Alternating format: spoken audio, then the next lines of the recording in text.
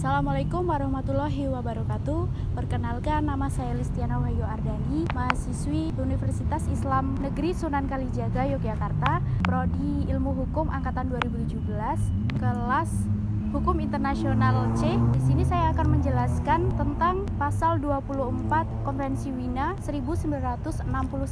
Di dalam pasal 24 Konvensi Wina 1969 ada beberapa poin tentang perjanjian internasional. Sebelumnya saya akan membacakan beberapa poin tersebut. Yang pertama yaitu suatu perjanjian internasional mulai berlaku dengan cara sedemikian rupa dan pada suatu tanggal sebagaimana ditetapkan dalam suatu perjanjian itu atau sebagaimana yang disepakati oleh negara-negara yang melakukan perundingan atau negosiasi.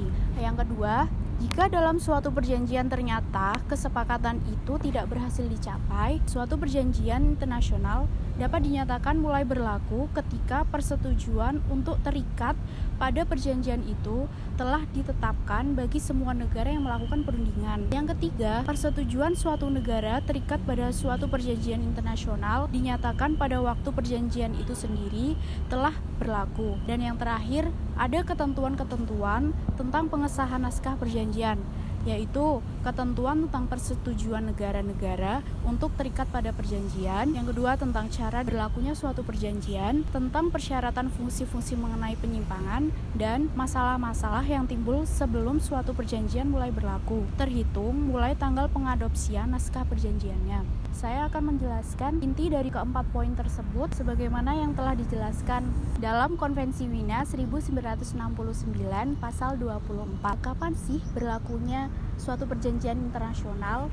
Jadi berlakunya suatu perjanjian internasional itu ketika beberapa negara telah melakukan penandatanganan atau ratifikasi atau dan sebagainya. Ketika sudah melakukan pelaksanaan tersebut, dapat dikatakan perjanjian tersebut sudah valid atau dapat dilakukan. Nah, yang kedua tentang batalnya sebuah kesepakatan perjanjian internasional. Jadi ketika perjanjian itu tidak disepakati oleh beberapa negara yang melakukan perjanjian atau yang datang ke sebuah perundingan tersebut, maka mereka harus menunggu persetujuan dari beberapa negara untuk tercapainya sebuah kesepakatan. Nah, sekiranya itu yang dapat saya jelaskan dan saya sampaikan. Kurang dan lebihnya saya mohon maaf. Wassalamualaikum warahmatullahi wabarakatuh. Jangan lupa like dan komen, subscribe. Kok subscribe sih?